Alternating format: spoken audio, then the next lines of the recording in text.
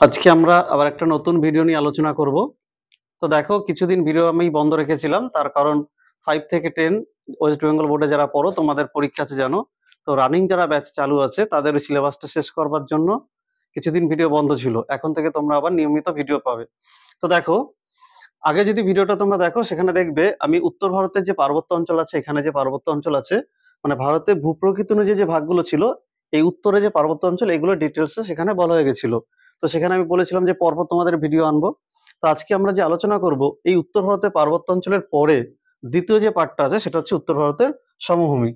তো তোমরা জানো উত্তর ভারতের সমভূমি অঞ্চল বলতে কি, এখানে অনেকগুলো পার্ট পার্ট করে দেখানো আছে। তো দেখো, আমি এখানে লিখে রেখেছি রাজস্থান সমভূমি, সিন্ধু সমভূমি, গাঙ্গেয় সমভূমি, ব্রহ্মপুত্র সমভূমি। এবার আমরা দেখে নেবো যে এই সমভূমিগুলো কোথায় কোথায় আছে। তো দেখো, রাজস্থান সমভূমি মানে কি, এই যে রাজস্থানের যে মরুভূমি অঞ্চল, এই অঞ্চলে নিশ্চয়ই হবে। তোমরা যারা ভারতের ম্যাপ সম্পর্কে কম বেশি নলেজ রাখো বা দেখো, তাহলে ঠিক এই রাজস্থানে যে পোর্শনটা আছে এখানে কিন্তু এই রাজস্থান সমভূমিটা আছে। আমি একটু পরে ডিটেলসে যাচ্ছি।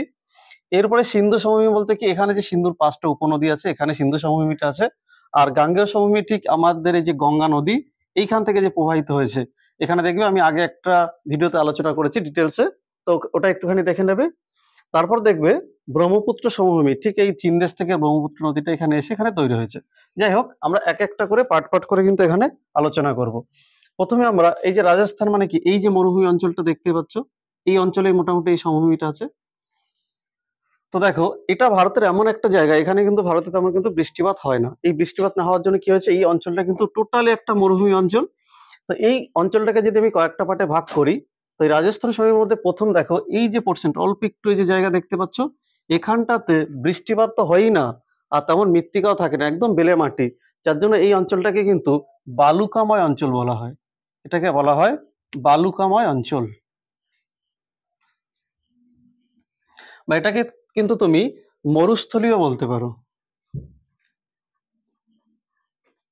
দেখো, এই মরুস্থলী বলার কারণ কি, এই মরুস্থলী কথার অর্থ হচ্ছে মৃতের দেশ। অর্থাৎ কি, এখানে কিন্তু কোনো উদ্ভিদ বা প্রাণী কিন্তু সহজে জন্মাতে পারে না। কেন জন্মাতে পারে না, কারণ এখানে দেখো, আগেই বললাম এখানে জল তেমন থাকে না, মাটি থাকলেও বেলে মাটি, যার জন্য কিন্তু এখানে এই মৃতের দেশ বলা হয়। তাহলে আমি রাজস্থান সমভূমির মধ্যে সবার উপরে যে পার্টটা পেলাম, এটা হচ্ছে এই আমাদের মৃতের দেশ বা মরুস্থলী। এরপরে যদি আমি আরেকটু নিচের দিকে নামি, এই যে পোর্শনটা তুমি দেখতে পাচ্ছ, এই যে অঞ্চলটা, এখানটা বলা হচ্ছে, এটাকে বলা হচ্ছে হামাদা।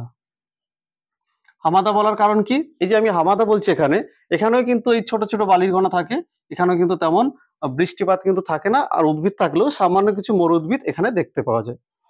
এরপর আরেকটু যদি আমি নিচের দিকে নামি, তাহলে এই যে অঞ্চলটা দেখতে পাচ্ছ, এটা হচ্ছে রোহি বা ক্ষুদ্র মরুময় অঞ্চল বলতে পারো তুমি, বা ক্ষুদ্র মরু অঞ্চল বলতে পারো। মানে এখান থেকে আরেকটু অন্য ধরনের। এর যদি আরেকটু যদি নিচের পার্টে যাই, তাহলে এখানটা কি হবে, তোমরা জানো এরকম জায়গাতে আরাবলী পর্বতগুলো আছে। তাহলে এই যে পর্বতটা আছে, এই পর্বতের এই পোর্শনটাতে কিছু নদী আছে, যে নদীগুলো দেখবে, এখানে তো মরু অঞ্চল, সারা বছর তো বৃষ্টিপাত হয় না, ওই বর্ষাকালে সাধারণ খুব কম, একদম ওই 50 কাছাকাছি যে বৃষ্টিপাত হয়। এখানে যে কিছু ছোট ছোট এই বর্ষাকালে যে নদীগুলো থাকে, সেই নদী থেকে সামান্য জল হয়তো বাহিত হয়, কিছু নদীর কাকরবালি থাকে। তাহলে সেই অঞ্চলটা, যে অঞ্চলটা বলছি, এই অঞ্চলটাকে অ্যাকচুয়ালি মেনলি বলা হয় রোহি। আর তার একটু নিচে যে এই অঞ্চলটা, ঠিক এই পর্বতের পাদদেশের এই পাশে যে অঞ্চলটা আছে, এটাকে বলা হচ্ছে কিন্তু বাগার। তাহলে এইভাবে এই যে রাজস্থান সমভূমি, এটাকে 3, 4, 5টা পার্টে দেখানো যায়। কিন্তু এখান থেকে আমার কয়েকটা শব্দ ভালো মনে রাখতে হবে। সেটা কি কি বললাম, এই যে বালুকাময় মরুভূমি বা মরুস্থলী, মরুস্থলী মানে হচ্ছে মৃতের দেশ, তাহলে এই ওয়ার্ডটা এখান থেকে মনে রাখতে হবে। দ্বিতীয় যেটা আছে দেখো, রোহি।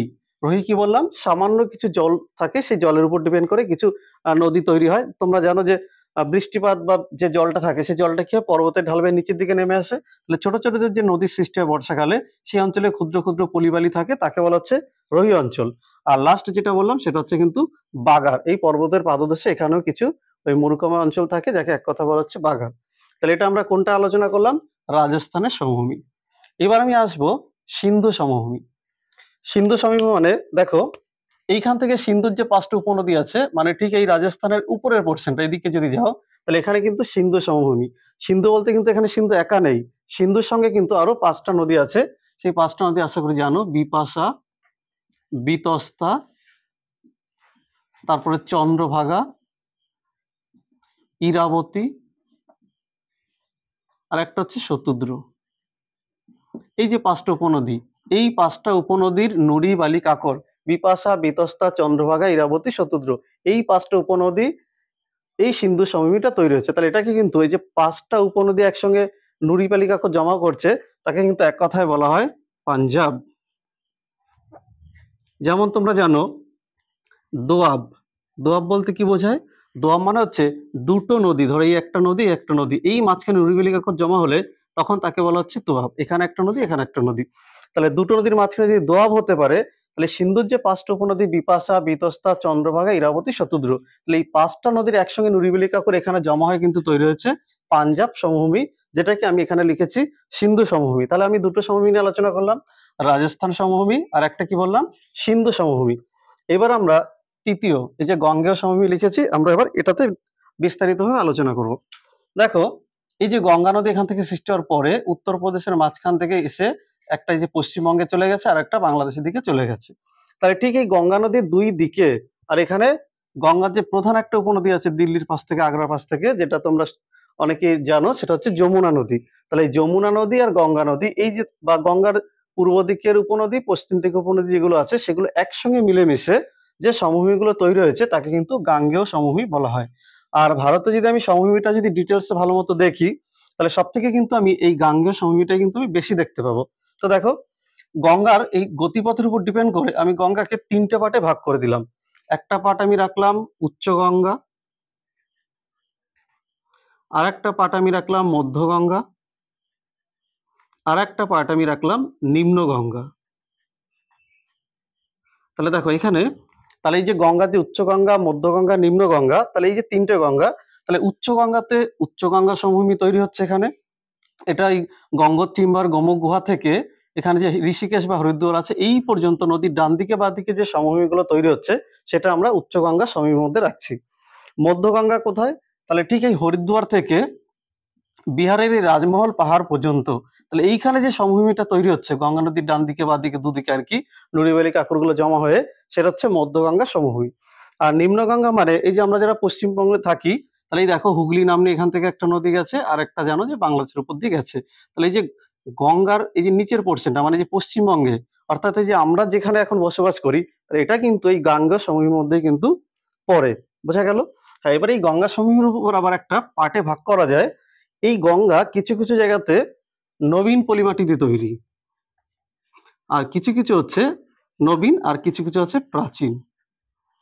তো দেখো গঙ্গার যে পোর্শনগুলো প্রাচীন পলিমাটি দিয়ে তৈরি, তো তাকে কিন্তু বলা হয় ভাঙর বা ভাঙার। আর যেটা নবীন পলিমাটি দিয়ে তৈরি মানে নিচের দিকটা মানে এই যে বদ্বীপ টদ্বীপ তৈরি হচ্ছে, এটাকে কিন্তু বলা হয় খাদার। তাহলে গাঙ্গেয় সমভূমি পড়বার সময় এই ভাঙর আর খাদার এই দুটো কথা কিন্তু ভালো করে মনে রাখবে। ঠিক যেমন আমি একটু আগে রাজস্থান সমভূমি পড়ানোর সময় যখন বললাম, তখন কিন্তু এই বাগার, রোহি, হামাদা এই 3টে ওয়ার্ড এখানে ভালো করে মনে রাখতে হবে। ঠিক তেমনি এই গাঙ্গেয় সমভূমি যখন পড়বো তখন কিন্তু এই ভাঙর আর খাদার এই দুটো ওয়ার্ড কিন্তু আমাকে ভালো মতো মনে রাখতে হবে। বাকি রইলো ব্রহ্মপুত্র সমভূমি।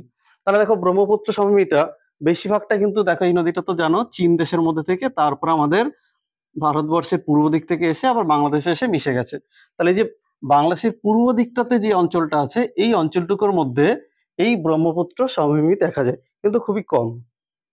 তাহলে দেখো আমি যদি পুরো বিষয়টা যদি এইবার এক কথা যদি শর্টকাটে যদি আলোচনা করি তাহলে কি বলবো, তাহলে ভারতের সমভূমি পাটটাকে কটা ভাগে ভাগ করা যায়? 4টে। রাজস্থান সমভূমি, সিন্ধু সমভূমি, গাঙ্গেয় সমভূমি, ব্রহ্মপুত্র সমভূমি।